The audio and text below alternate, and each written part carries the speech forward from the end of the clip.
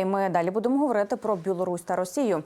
Дводенні закриті переговори кремлівського диктатора Путіна та Лукашенка відзначилися абсолютною інформаційною тишою та показовою відсутністю традиційних спільних заяв і фотографій. Це вказує на те, що Росія могла отримати категоричну відмову білоруської сторони, наприклад, надати власну територію для нового російського наступу на Україну, прогнозують експерти. Крім того, схоже на те, що Лукашенко відмовив Путіну у відновленні роботи стратегічних ретрансляторів для дронів. Тож невже між РФ та Білоруссю стався серйозний розкол? Про це будемо говорити далі з нашим наступним гостем. До ефіру долучається Сергій Бульба, білоруський громадський та політичний діяч, засновник Білого легіону, голова Білорусь 2.0 «Робім разом». Пане Сергію, вітаю вас.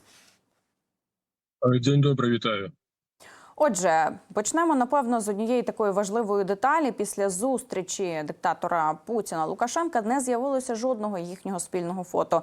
Багато є припущень, але чому, на вашу думку? Ну, глядзіце, для Лукашенки виглядає унутры Беларусі народ так трошку кпіць з Лукашенкі, тому що пасля пагрозы прэзідэнта Зеленскага, калі ён за тыдзень не правярэ рэтрансляторы, то будзе як бы так праблемна далей. І Лукашенко в гэты час абвяшчае пра доўгатэрміновую камандыроўку, прычым невядома куды. Ён жа ж у прынцыпе не было агалошана, куды ён ляціць. А насамрэч на сённяшні дзень ён ужо знаходзіцца, учора ягоны лятак сеў, прызямліўся у Пекіне.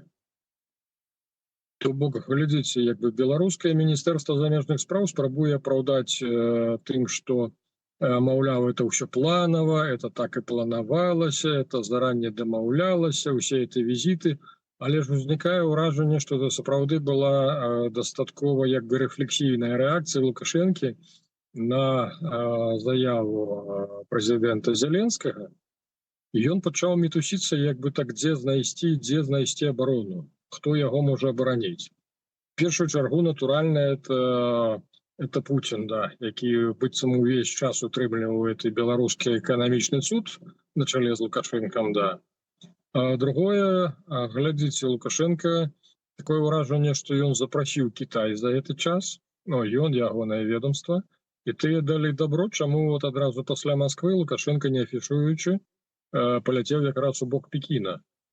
Тут же ж у гэтым же ланцужку магчыма як бы так сустрэча, на маё разуменне, і ў тым ліку і пасля вот Сі Цзіньпіня, дзе Лукашенко, я нагадаю, ён сябе прадае менавіта як спецыяліст по Путіну, то бок ён, маўляў, ведае, як данесці да Путіна пэўную інфармацыю, а пагаворваюць, што ў прынцыпе, што і Украіна перадала свой месседж цераз Лукашенко. Як у нас у Беларусі смяюцца, самы вялікі расійскі ретранслятор на беларускай тэрыторыі — это сам Лукашенко. Таму вот чакаем, што пасля гэтага, пасля Пекіна, ён паляціць кудысьці далей, у тым ліку не выключаная сустрэча з еўрапейцамі і у тым ліку з прадстаўнікамі Злучаных Штатаў. То бок Лукашенко падымае ўсе магчымыя для сябе кантакты, хто неяк так, ну, скажем так, супакоіць, суцішыць менавіта вот украінскі бок. Ён найбольш асцерагаецца менавіта Украіны, разумееце. Ён уважліва адсочвае ўсё, што адбываецца, Венесуэлу. То бок ён прымерыў на сябе і зразумеў, што так з ім амерыканцы не зробяць. Ён прымерыў на сябе Іран, ён паглядзеў, то ён пераканаўся, што такі рэжым, як Лукашенко выбудаваў унутры Беларусі з адданымі сілавымі структурамі, што яго можна знесці выключна наземнай вялікай аперацыяй. А вялікую наземную аперацыю ён разумее, што яна магчыма выключна з боку Украіны. З боку Еўразвяза ён яе выключае. Чаму, у прынцыпе, вот заява Зеленскага і зрабіла такое ўражанне на Лукашенко. Пане Сергію, на вашу думку, все ж таки можна вважати, що ці перемовини між Путіним та Лукашенко були невдалими? І якщо так, то що саме, які питання стали таким собі каменем спотикання між двома диктаторами? Давайте ми трошки почекаємо, все ж таки інформація ніяка з'явиться. Наше меркаванне удалыми, неудалыми. Глядзіце, а якія у Лукашенко ёсць механізмы забараніць нешта Путіну? Вот у чым пытанне. Да, ён як бы можа быць супраць, ён не згодны, таму што вот аснова ягонай ідэалогіі пасля пратэстаў 20-го года, чаму ім удалося, ну, скажем так, прыдушыць усе пратэсты, это ў тым ліку і асноўны тэзіс, што ў нас не так, як ва ўкраіне, у нас няма вайны, таму цярпіце Лукашэнку, што ён не дапусціў вайны. Всё. І натуральна для Лукашэнкі любое ўцягванне Беларусі ў вайну, яно як бы так разбурае цалкам ягоную ідэалогію. Ўсё, тады сыплецца ўся эта ідэалагічная іхняя карцінка. А з Це другого боку, от глядзіце, ну, Расія мае на беларускай тэрыторыі, я заўсёды здзіўляюся, 30 кіlometrаў ад мяжы з Украіны, это былы аэрадром авіяцыі дальняга дзеяння Зябраўка. Русакі яго адціснулі ў беларусаў яшчэ ў 21 годзе. Абнеслі калючым дротам, абнеслі міннымі палямі, яшчэ і беларускія ССО як бы так пільнуюць, каб туды хто не хадзіў. Ну. Прычым, што там адбываецца ўнутры этой Зябраўкі, я, напрыклад, ведаю выпадкі, калі беларускі следчы камітэт нават не змог патрапіць у той ваенны гарадок, таму што русакі просто не пусцілі. То бок это вот іхні анклаў, які яны, ну вот просто рэальна ціснулі ў саюзнічках, да. І што Лукашенко можа зрабіць? Нічога. А я разумеў, што менавіта калі пра ретранслятары гаварыць, то яны магчымыя і там. Абсалютна. Русакі іх могуць там ставіць дзе заўгодна, таму што яны там робяць, што хочуць. Мы як бы так перыядычна глядзім па спадарожнікавых супутнікавых здымках, што там то вялікая кручка грунту з'яўляецца, то бок яны пастаянна вядуць нейкія работы, разумееце, нікога не запытваючы, нікога не апавяшчаючы. Таму зараз меркаваць, што Лукашенко вот праявіў там характары вельмі жорстка з Пуціным, а Лукашенко цалкам залежыць ад Пуціна, вот у чым сэнс. І эканамічна. Ён не здарма вот мітусіцца, скажем, апошнія 1,5 гады, таму што Расія перастала выдзяляць грошы. А ў Лукашэнкі ягоная мадэль дзяржавы, яна не выйшла на самаакупаемасць. Задужа ў нас якраз міліцыі, нават не Міністэрства абароны. Міністэрства абароны у нас 2 разы меншае, чым Міністэрства ўнутраных спраў. Што канкрэтна паказвае, што Лукашенко больш баіцца свайго народу, чым нейкага вонкавага нападу, разумееце? Пане Сергію, але все ж таки, чи є взагалі шанс у Лукашенка бодай якось відійти від впливу Росії? Чи все ж таки він зараз повністю залежний, як ви зауважили, безпосередньо і перш за все саме економічно від Росії? А ведаеце, ён таму імкнецца. Вот Кітай для яго это такі паратунак, ён заўсёды спадзяваўся, што Кітай это апошняя інстанцыя. Ну, ён разумее, што Масква ў дадзеным выпадку это просто пасярэднік, а сюзерэн якраз ён у Пекіне. Да. Чаму ён пастаянна апелюе, чаму ён столькі ўвагі ўдзяляе менавіта Кітаю? Таму што ну, ён спадзяецца, што калі што, Кітай замовіць слова перад Расіяй, што не трэба паглынаць Беларусь. Вот это вот адзінае, на што ён спадзяецца, ўсё. Ну і другое, вот адбыліся кантакты, калі мы узгадаем, колькі часу тэлефанаваў Макрон якраз пасля тых вот навучанняў з ядзернай зброяй. Калі, дарэчы, Беларусь нават ядерную зброю не прывозілі, а прывезлі менавіта ММГ. Это мадэль масагабарытная, это не больш таго.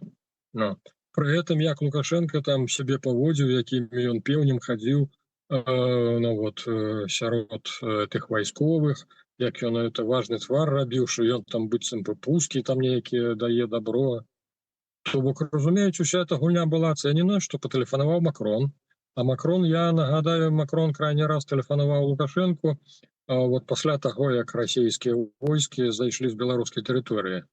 І пасля гэтага Менск наведаў кіраўнік выведкі французскай. То бок мы разумеем, што пайшла нейкая сур'ёзная гульня, а калі Лукашенко разам з Пуціным як бы напружваюць увесь свет пагрозы прымянення тактычнай ядернай зброі, то я нагадаю, што Францыя таксама мае дастаткова вялікі запас ядернай зброі. Францыя ёсць чым адказаць, калі што, разумееце? Таму Лукашенко, вот я паўтаруся, это не просто расцяжка, а это асьміножка на расцяжке. Усе 8 лапак яго ў розных баках і рознай расцяжкі.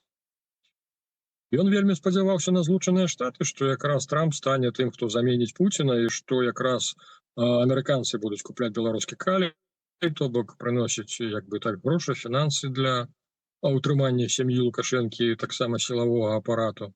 Але ж ну пакуль што з гэтага нічога не спрацавала. Мы разумеем, што Лукашенко не настолькі любіць Расію, ён больш любіць асабістую ўладу.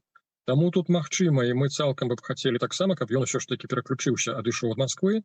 Але ж глядзіце, тут ёсць адна вялікая праблема, што, напрыклад, калі нават Лукашенко прыме рашэнне, то лукашэнкаўскія сілавікі, яны асабліва вышэйшае кіраўніцтва, яны з савецкімі мазгамі. То бок не адбудзецца так, што у адзін момант Лукашенко даў загад, і беларусы раптам пайшлі ваяваць супраць Расіі. На жаль, такога таксама не адбудзецца. А беларусы крытычна не хочуць ваяваць ні з кім, таму што яны не маюць матывацыю ні супраць Украіны, ні супраць кого. Пане Сергію, якщо говорити про безпосередньо саму Росію, наскільки Путіну вигідна ось ця така залежність Лукашенка від нього? Що саме найбільше йому потрібно від Білорусі? Ну, па-перш за ўсё, стратэгічна сам беларускі балкон, потому што на беларускай тэрыторыі, таму што яна дае магчымасць пагражаць абсалютна ўсім суседзям, як бы і прыбалтыйскім краінам, і Польшчы, і фактычна Еўрасаюзу, і тым больш Украіне. Я нагадаю, у нас супольная мяжа прыкладна 1060 кіlometrаў. То бок, усе цудоўна разумеюць, што, край Божа, калі і Украіне, то не трэба другі фронт. І я вельмі спадзяюся, што Украіна як бы так паслядоўна не адказвала нават на прылёты расійскіх ракет з беларускай тэрыторыі, менавіта для таго, у прынцыпе, канчаткова не забіваць. Я спадзяюся, мы ўсё ж такі адноўім добрасуседскія адносіны паміж сабой. І я калісьці, напрыклад, яшчэ з 2013 году прапановаў канцэпт менавіта беларуска-украінскага саюза, не беларуска-расійскага. Я лічу, што калі мы гаворым па-беларуску, то русакі нас не разумеюць, а з вами мы цудоўна разумеемся. Таму я разумею, што мы самыя два блізкіх народа, да. Таму я вельмі спадзяюся, што, ў прынцыпе, што пасля завяршэння вайны мы знойдзем як бы так магчымасці і сілы ў сабе выбудаваць нармальныя адносіны, як это і было, у прынцыпе, заўсёды паміж намі. Калі паглядзець у гісторыю, то якраз беларусы з украінцамі, асабліва у нас, няма у нас ні УПА, ні армій краёвых, ніякія бы нас раздзялялі. Таму я вельмі спадзяюся, што перспектыва ў нас будзе добрая. Мені здається, у нас відносини з білорусами прекрасні. Питання просто до самого Лукашенка безпосередньо. Але хочеться вже десь, знаєте, з нашою українською традицією десь постукати об дерев'яний стіл, аби не зіпсувалися ці відносини. Пане Сергію, дякую вам за цю розмову. Сергій Бульба, білоруський громадський та політичний діяч, засновник Білого легіону, голова Білорусь 2.0, робім разом, був сьогодні з нами на прямому зв'язку.